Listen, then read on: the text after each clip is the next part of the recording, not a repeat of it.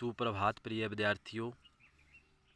नैतिक शिक्षा की इस कक्षा में आप सभी बच्चों का हार्दिक स्वागत है।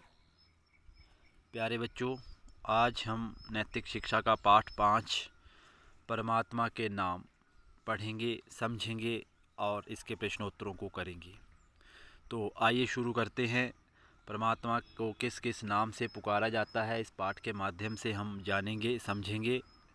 तो आओ शुरू करें। हम जीवात्मा हैं।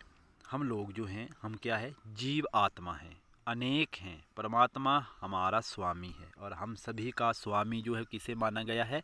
परमात्मा को। एक है, परमात्मा जो है वो एक है। हम जीवात्मा अनेक है लेकिन परमात्मा एक है।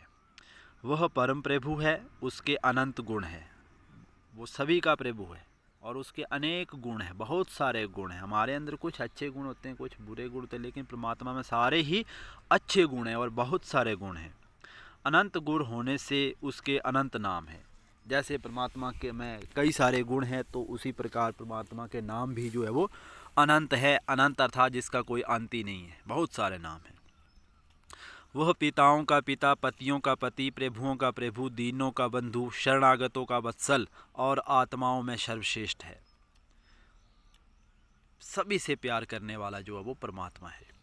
अतः वह परम पिता है, परम पिता, परम पति है, परम प्रभु है, दीन बंधु है, शरणागत वत्सल परमात्मा है। जो भी परमात्मा की शरण में जाता है, परमात्मा उसकी रक्षा करते हैं। सबका शासक होने से वह ईश्वर और सर्वेश्वर है। सबका शासक है, सभी की रक्षा करता है और सबका जो है वो ईश्वर है और सबसे ऊपर है। योगी जन उसके रमण करते हैं, सन्यासी साधु संत उसकी जो है वो तपस्या करते हैं। अतः वह राम है, रमते हैं और वह राम है। ठीक है, नाम अलग है लेकिन परमात्मा एक ही है। परमात्मा स्वयं है, उसे किसी ने बनाया नहीं है। अतः स्वयं भू है, खुदा है। दया करने से वह दयालु है, रहम करने से रहीम है। दया करता है, रहम करता है लोगों पर। संस्कृत में अल्लाह माता को कहते हैं, वेद में भगवान को माता कहा गया है। संस्कृत में माता को क्या कहते हैं? अल्लाह। और वेद में भगवान को माता कहा गया है। अतः उसका नाम अल्लाह भी है, परमात्मा का नाम अल्लाह भी है। प्रजा का स्वामी होने से परमात्मा प्रजापति है। सारा विश्व उसका कर्म है, वह विश्वकर्मा है। सब जगह है, सब कुछ जानता है और सबको पालता है, इसलिए उसे सर्वव्यापक, सर्वज्ञ, सर्वपालक या विष्णु कहा जाता है। कल्याणकारी होने से वह शिव है, सभी का कल्याण करता है। शंकर है, दुष्टों को रुलाने से रुद्र है। और दुष्ट जो मूर्ख लोग बुरे काम करते हैं उनको रुलाता है तो वो रुद्र है, उसका रौद्र रूप जो है वो भयानक रूप जो है वो सामने आता है। प्रभु का अंग्रेजी नाम गॉड है। इटर्नल क्वेश्चन में आ सकता है। प्रभु का अंग्रेजी नाम जो है वो गॉड है। गॉड में 3 अक्षर हैं, GOD। ये तीनों क्रमशः जन्म, व्यवस्था और मृत्यु का बोध कराते हैं। GOD। इस तरह गॉड ओम का अंग्रेजी अर्थ है। ठीक है, गॉड जो है वो अंग्रेजी में ओम को अंग्रेजी में गॉड कहते हैं। यह उसका निज नाम नहीं है। गॉड परमात्मा का निज नाम नहीं है, परमात्मा का निज नाम ओम है।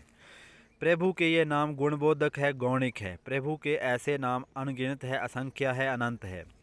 उनका निज नाम केवल ओम है। ओम को ही समझाने के लिए ओंकार तथा प्रणव, कभी पुराना न पड़ने वाला, सदा नया रहने वाला कह दिया जाता है। ओम के 3 अक्षर हैं, अ, उ, म। इसलिए आप कभी भी परमात्मा को याद करते हैं तो परमात्मा का नाम ओम ओम आप बोल लेते हैं तो मान लो आपने सभी देवी देवताओं को याद कर लिया। इसलिए ओ का अर्थ है बोलते समय मुख खुलता है, ऊ बोलते समय मुख जो है वो खुला रहता है और म मुख बंद होता है बोलते समय। भगवान संसार को बनाता है, वह संसार को पालता है, वह ही संसार को समेट लेता है। वही परमात्मा है जो संसार को पैदा करता है, पालता है और अंत में उसे ख़त्म भी कर देता है। तो अ का अर्थ है बनाना, ऊ का अर्थ है पालना और म का अर्थ है समेट लेना, अंत में समेट लेना। इसलिए ओम परमात्मा का निज नाम रखा गया है कि वही परमात्मा जो है वो सभी को बनाता भी है, पालता भी है और अंत में ख़त्म भी कर देता है। इसलिए परमात्मा का निज नाम ओम रखा गया है। भगवान ये तीनों काम करता है क्योंकि वह ओम है। ओम ही सबका रक्षक है। ओम नाम जपना चाहिए, इसलिए हमें ओम का उच्चारण हमेशा करना चाहिए।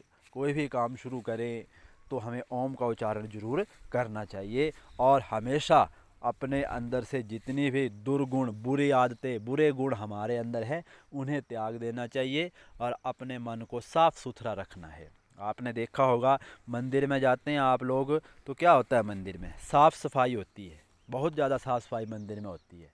इसलिए हमारा मन भी एक मंदिर है, इसमें भी साफ़ सफाई रखो। इसमें साफ़ सफाई नहाने धोने से नहीं होगी, इसमें साफ़ सफाई होगी अच्छी अच्छी संस्कार अपने अंदर लाने से, अच्छी अच्छी बातें सीखने से, और बुरी बातें जो हैं, बुरी आदतें जो हैं उनको छोड़ देने से आपका मन जो है, मन का जो मंदिर है वो साफ़ सुथरा रहेगा। जैसे आप कहीं पे जाते हैं, किसी मंदिर में जाते हैं तो कितनी साफ़ सफाई होती है, तो अच्छा लगता है, वहाँ पे भगवान भी वहाँ पे रहने में खुश होते हैं। तो इसलिए अपने मन के अंदर, हमारा मन भी मंदिर है, उसमें भी भगवान रहते हैं, इसलिए उस मन के मंदिर को भी साफ़ सुथरा रखो, तभी आप लोगों का कल्याण होगा। ठीक है, तो इस पाठ के आगे 5 प्रश्न है। परमात्मा का निज नाम क्या है? तो आपने पढ़ा ओम, 1 वर्ड आंसर। ओम, इसमें 3 अक्षर कौन से हैं? तो वो भी आपने पढ़ा, अ उ म। परमात्मा को रहीम क्यों कहते हैं? रहम करने के कारण, अर्थात दया कर देता है वो, इसलिए उसे रहीम कहते हैं। परमात्मा के 5 गौणिक नाम लिखो। तो परमात्मा परम पति, परम पिता, परम प्रभु, दीन बंधु, है ना, और सर्वपालक, सभी को पालने वाला, ये परमात्मा के कोई भी 5 गौणिक नाम। बहुत सारे परमात्मा के गौणिक नाम हैं, लेकिन आप कोई भी 5 गौणिक नाम परमात्मा के लिख सकते हैं। मैंने आपको क्वेश्चन आंसर में बताए हुए हैं। अ उ म के अर्थ बताओ। तो आपने पढ़ा, अ का अर्थ है बनाना, उ का अर्थ है पालन करना, और म का अर्थ है समेट लेना। ये आपके 5 छोटे छोटे क्वेश्चंस हैं। इनको अच्छी तरह से फिर नोटबुक पे लिखें और इस पाठ को अच्छी तरह से पढ़ें और तैयार करें। इटर्नल क्वेश्चन इसमें से आ सकते हैं आपको। प्रभु का अंग्रेजी नाम क्या है? गॉड। गॉड में 3 अक्षर कौन से हैं? GOD। ठीक है, ओम में भी 3 अक्षर हैं और गॉड में भी 3 अक्षर हैं। ठीक है, तो ये था हमारा पाठ। आज का हमारा समय यहीं पे समाप्त होता है। आप सभी का दिन मंगलमय हो। धन्यवाद।